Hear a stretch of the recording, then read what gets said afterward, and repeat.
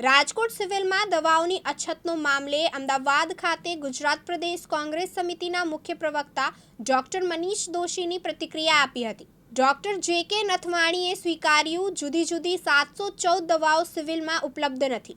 April મહિનાથી માંગણી કરી છે, હજુ સુધી દવાઓનો સ્ટોક આવ્યો નથી। એક તરફ દવાઓના ગોડાઉનમાં દવાઓ સડી અને પલળી રહ્યા છે, તો બીજી તરફ સિવિલમાં દર્દીઓ બહારથી દવાઓ લેવા મજબૂર બન્યા હતા। રાજ્યનો આરોગ્ય વિભાગ ભ્રષ્ટાચારનું એપિસેન્ટર બન્યું છે। રાજ્યના નાગરિકોનું આરોગ્ય ભગવાન ભરોસે છે।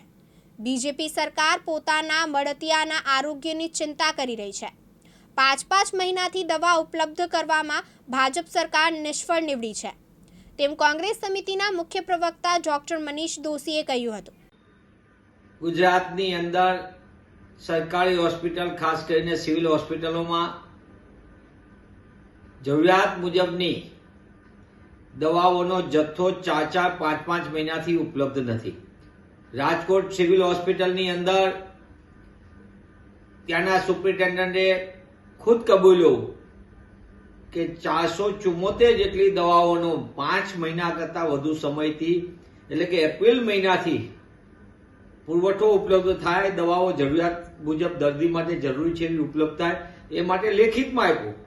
પણ આરોગ્ય વિભાગ ભ્રષ્ટાચારનું એપિસેન્ટર, અને એના કારણે ગરીબ દર્દીઓને, સામાન્ય વર્ગના, મધ્યમ વર્ગના દર્દીઓને ખાનગી મેડિકલ સ્ટોરમાંથી મોંઘી દવા લેવાનું ફરજ પડી રહી છે, મજબૂર થવું પડે છે। કોણ જવાબદાર? આરોગ્ય વિભાગ।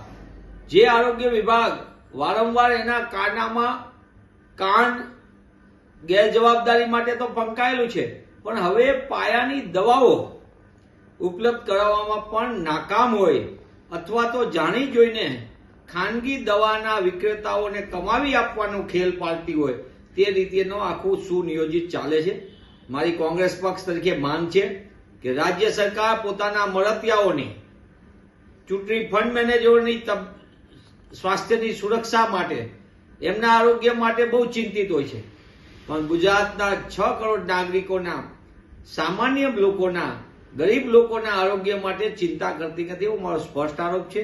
તેવા સંજોગોમાં સરકારમાં થોડી પણ શરમ હોય તો સરકાર પ્લેન ખરીદવાને પોતાની સુવિધા અને બેફામ નાણાંને જાહેરાતોમાં ખર્ચ કરવાને બદલે સામાન્ય અને મધ્યમ વર્ગના દર્દીઓ માટે જે સિવિલ હોસ્પિટલમાં, સરકારી હોસ્પિટલમાં આવે છે, તેમને મફત દવા ઉપલબ્ધ કરાવે, તો મને એમ લાગે છે કે સામાન્ય માણસ માટે સરળતા પણ રહેશે અને એમની આરોગ્યની ચિંતા પણ થશે।